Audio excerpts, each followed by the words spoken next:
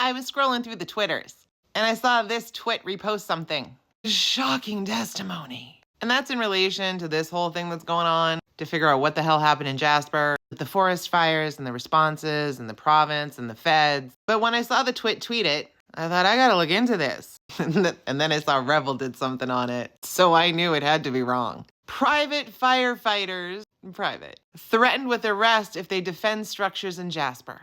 I'll give you a little synopsis. Forest fires invading Jasper. Jasper on fire. A private firefighting crew decides to go down, just of their own volition, and were mad that they weren't let in to help.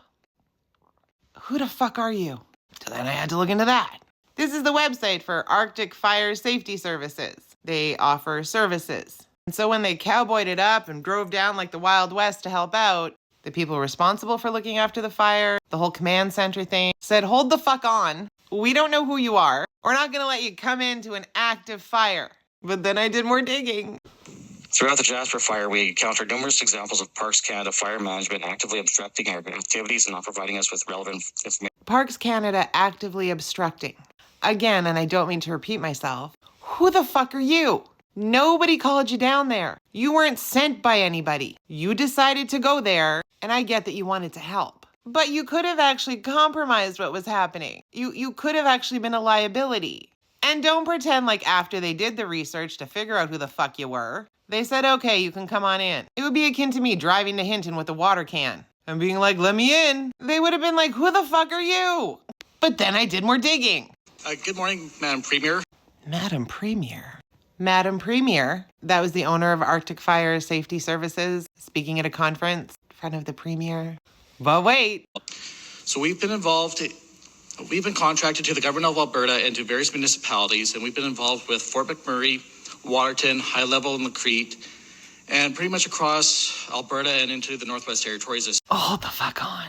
You get contracted by the government of Alberta to go and help with whatever it is you help with. Under contract with the government of Alberta. Private company. So did the government of Alberta ask you to drive down to Jasper?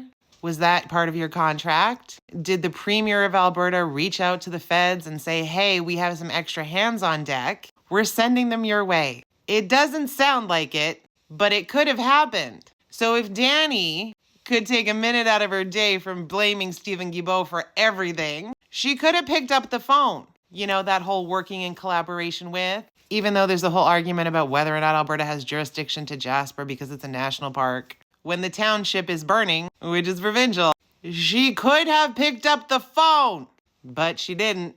And now Arctic Fire Safety Supply, that they were impeded from doing a job that nobody asked them to do. Again, I get you wanting to help. I'm sure it would have come in handy, but you don't get to just go down and impose yourselves on an active fire when nobody knows who the fuck you are. You'd be surprised to know that in the continuance of his speech, he talks poorly about the feds, contracted by the government of Alberta. Bottom line, the inflammatory statements, maybe that's a poor choice of words, the grossly exaggerated statements really need to be dug into.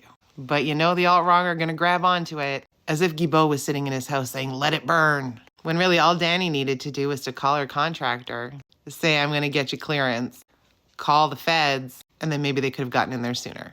Would it have made a difference? We'll never know. But again, stop directing your anger where it need not go.